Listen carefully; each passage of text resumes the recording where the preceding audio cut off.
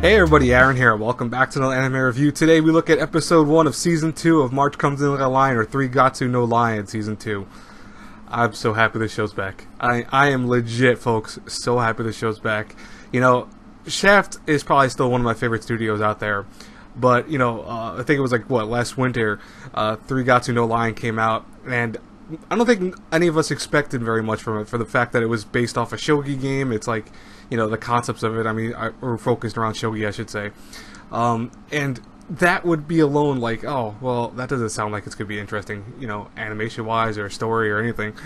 But what actually ended up coming out was probably one of my favorite shows of all time.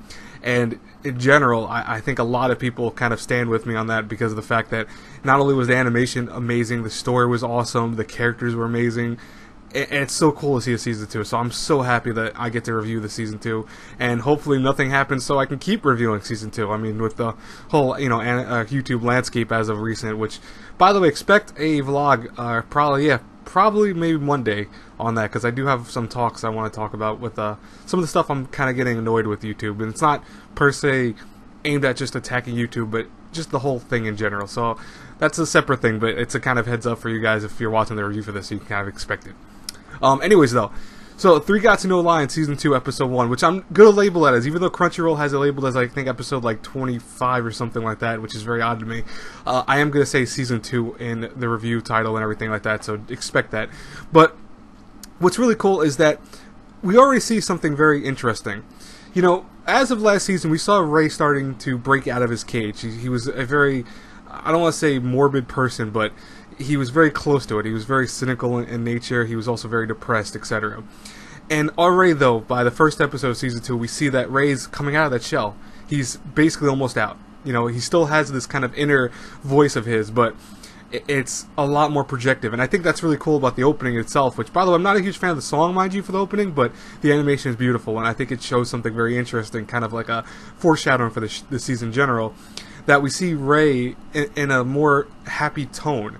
You know, we see a more vibrant opening. We see vibrant colors. Even if I don't know if it's just me, but even the way this whole episode was, where it wasn't shogi related, it wasn't very meticulous in kind of talking about certain character traits, etc. It was more so a happy and just calm episode. And it's like, wow, that's very impressive that they can do that, because you can already see that Ray is changing as a character, and I presume that he's going to keep changing, and it's going to cause his relationship with everyone to also change. You know, in terms of anything happening in this episode, I'm really not going to talk too much about that, because not a lot happened. You know, this was more so just a reintroduction of some of the characters we know and love. It was meant to show how ramen was made, by the way, which I never knew that was how it was made, but it's kind of cool now that I know how it's made, or at least the general idea of how it's made. We see a little bit about, I forgot the dude's name, but it's like, I almost call him like the Polar Ray, where he's got the white hair, you know, and apparently they were talking about that for one point, which is interesting because it seems like he might be more of a kind of major character of the season, most likely. I mean, I kind of expected that from the end of season 1, how they ended and showed him as a prominent character, but, you know, I'm just saying right now, I definitely don't know if this show will be season of the, anime of the season, I should say, but we'll see. We'll definitely see. I mean, so far from episode 1, I loved how chill it was. I loved already how it looks like what direction we're going in with already. You can already see how it's basically setting up for everything. So I'm very curious what we'll wait here. You know, just if you have any comments about it, let me know in the comments below. I would love to hear from you guys as always. I have 4 other reviews today. I have Welcome to the Ballroom. I have Code Realize. I have, I believe, Foxbear Matchmaker, which will probably be out the one after this one. Or I also believe there's one other that I'm watching right now, and I can't remember. Oh, Ancient Magus Bride. I almost forgot about one of the best shows of the season. That should be actually out after this one. Then Fox Spear Matchmaker.